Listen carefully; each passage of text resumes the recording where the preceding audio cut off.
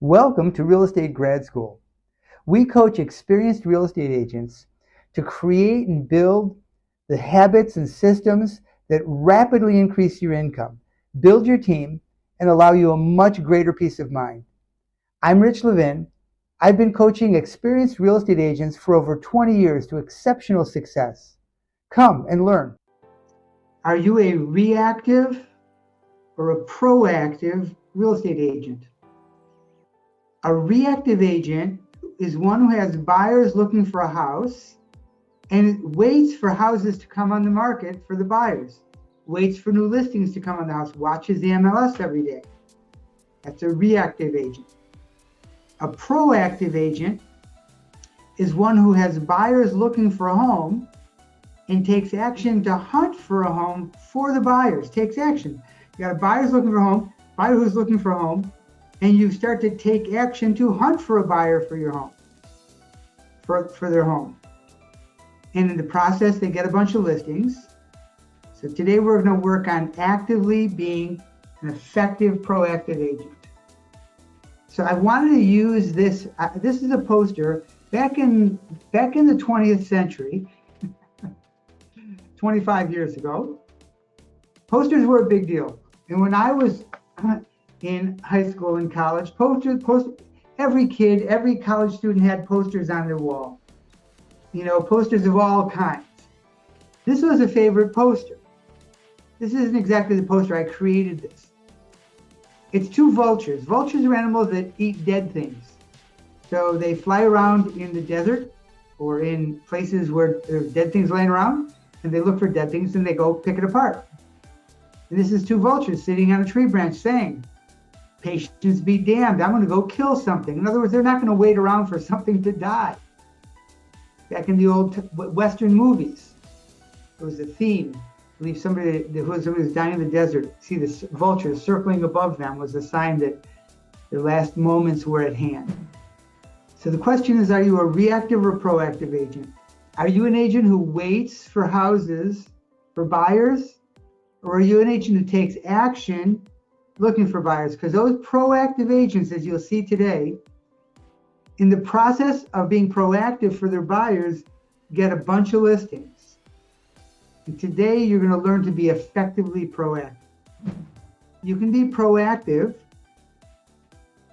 when you have a buyer who needs a home with phone calls, calling people on the streets, in the neighborhoods, in the houses where your buyer wants, knocking on their doors, or if not knocking on their doors, dropping off flyers saying that you have this buyer, and also sending mail, something we call property need letters. Just like with the expireds that I talked about with you on Thursday, all three approaches work, and any combination of them works. So let's talk about how to do them. So first of all, what you say and what you send are the same. What you say on the phone calls, what you say when you knock on the doors, what you put on the flyers you drop off, what you put in the mailing that you send are all the same thing. What you say and what you send are the same. I want you to hear that. They are the same. You say, "There's a buyer who wants to live in Toco Hills." So when you say, "Hi, this is Rich Levin with my real estate company," "Hi, this is Marie Grant with Signature Properties, the real estate company." If your company, they can say Signature Properties. I always like to say the real estate company, just so people hear the word real estate.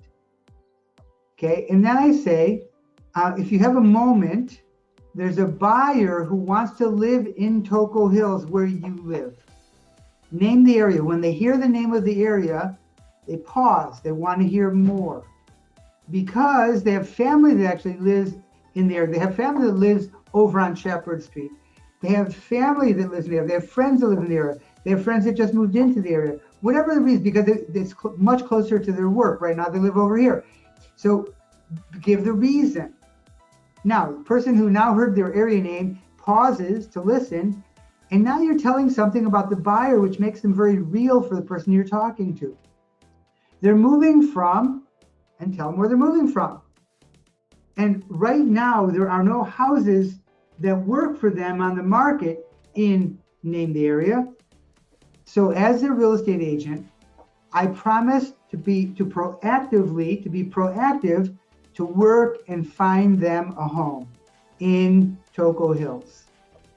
So I was wondering if you know of anyone who may be considering a move, or if it's possibly in your plans.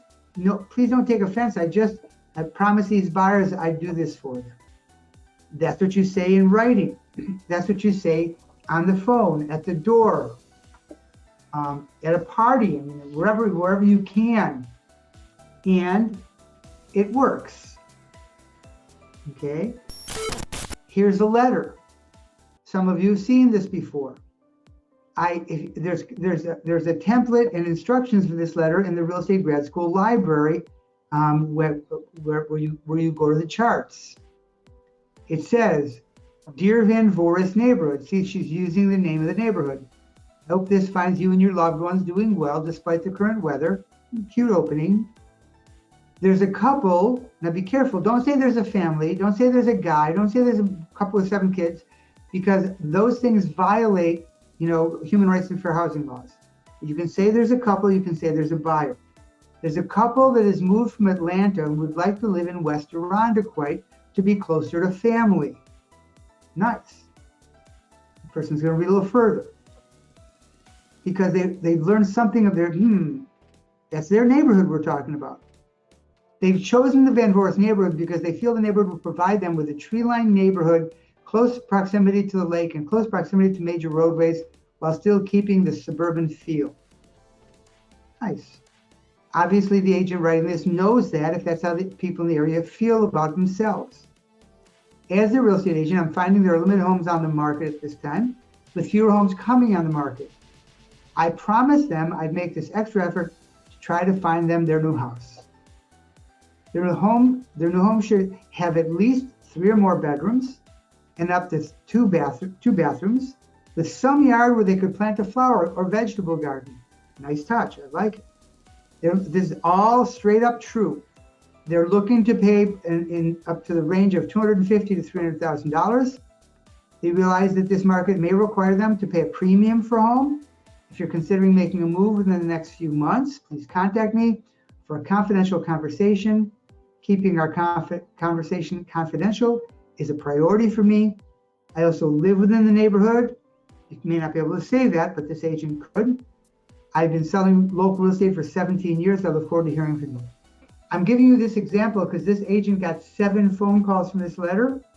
She sold them a house from this letter, and she got 2 other listings, and the last time I talked to her, was working on 1 or 2 more. So this works. Works on the phone, works on the door, works if you just do it by mail. It will work. You will get leads. So you must know a few things.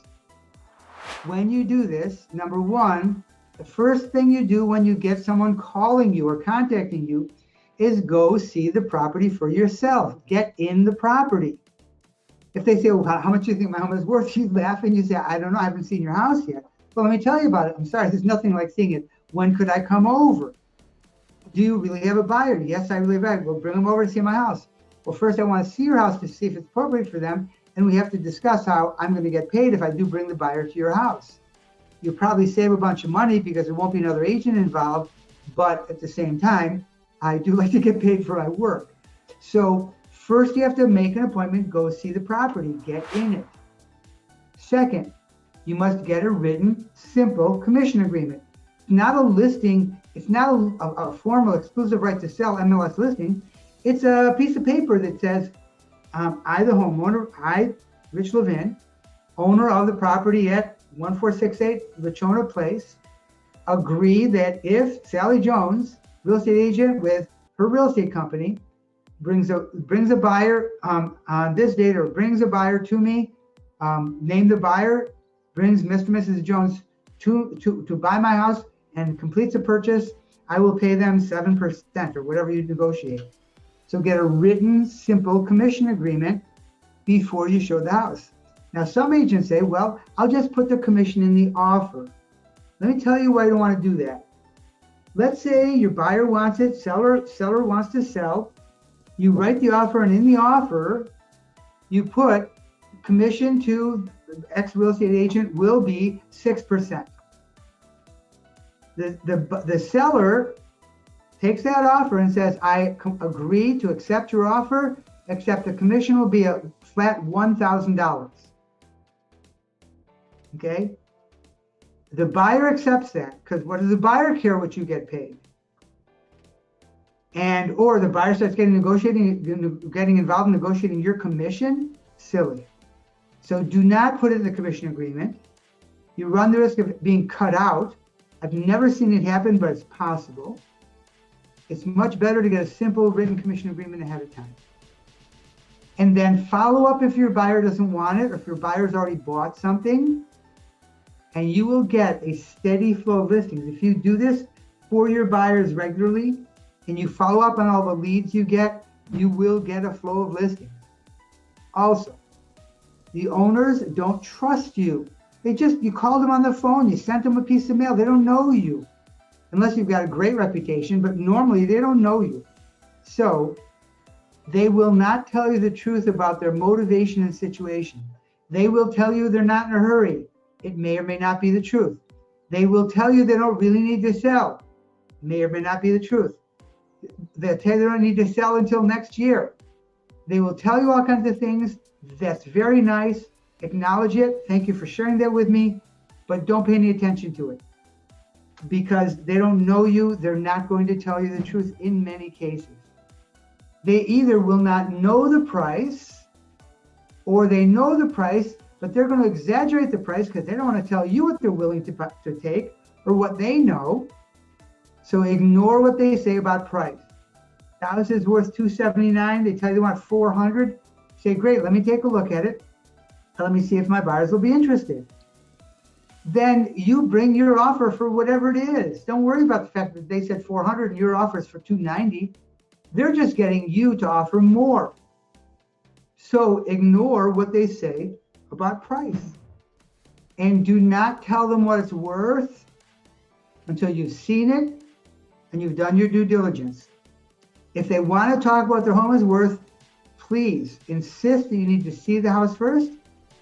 And then once you've seen the house, you can bring comparables with you, or you can go back to your office and make another appointment with them to talk about the value of their house.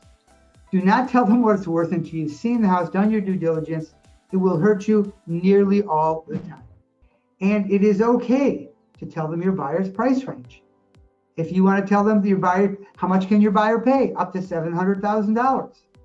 Well, I know that the bank has told them they can pay a lot more than what the neighborhood sells for. I truly am not concerned. Can bring you proof of that. What's called a mortgage approval letter. Once we've looked at your house and the buyers have decided they want to see it and they want to buy it. So believe me, I would not waste my time or yours with bringing you a buyer who is not able to afford your house. So that is how to be proactive. That is the details of how to knock on doors, make phone calls, drop off flyers, or send property need letters to find houses for your buyers. I have many agents in maybe 100 or more places around the country, dozens and dozens and dozens of places that are doing this. This is not your typical, I have a buyer for your house letter.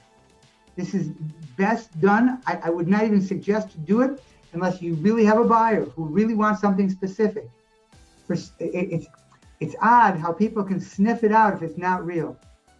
So do it for all your buyers who can't find a house, and you will be delightfully surprised to find houses for them and also to get a bunch of listing leads. Just click on the link below. I'd look forward to speaking with you.